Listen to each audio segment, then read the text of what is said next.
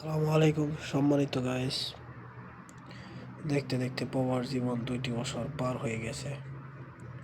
তা আজকে প্রবাস জীবনে 2টি বছর পূরণ হচ্ছে। তা আল্লাহর রহমতে অবশ্য সব দিক দিয়ে আলহামদুলিল্লাহ ভালোই আছি। কিন্তু প্রবাসের মাটিতে যেসব স্বপ্ন নিয়ে প্রবাসে আসা হয়েছে, এইসব স্বপ্ন বাস্তবতা করা এখন প্রবাসের মাটিতে এটা যুদ্ধ ছাড়া আর কিছুই না।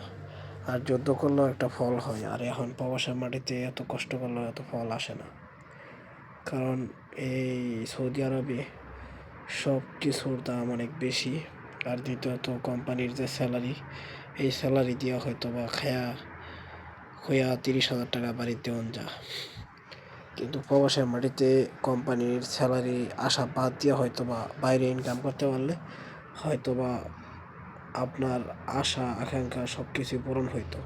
কিন্তু এখন তো বাহিরে কোনো কাজের সিস্টেম নাই এবং করাও যায় না। তাই স্বপ্নের জায়গায় থাক, আর প্রবাস জীবন দুঃখ দিয়ে শেষ হোক।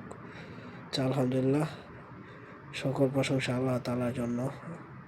তা সবাই ভালো থাকবেন, সুস্থ থাকবেন, আর আমার জন্য দোয়া করবেন। দীর্ঘ আয়ু যেন এই প্রবাসের মাটিতে কাটাইতে পারি। সবাই আমার জন্য দোয়া করবেন। আসসালামু আলাইকুম।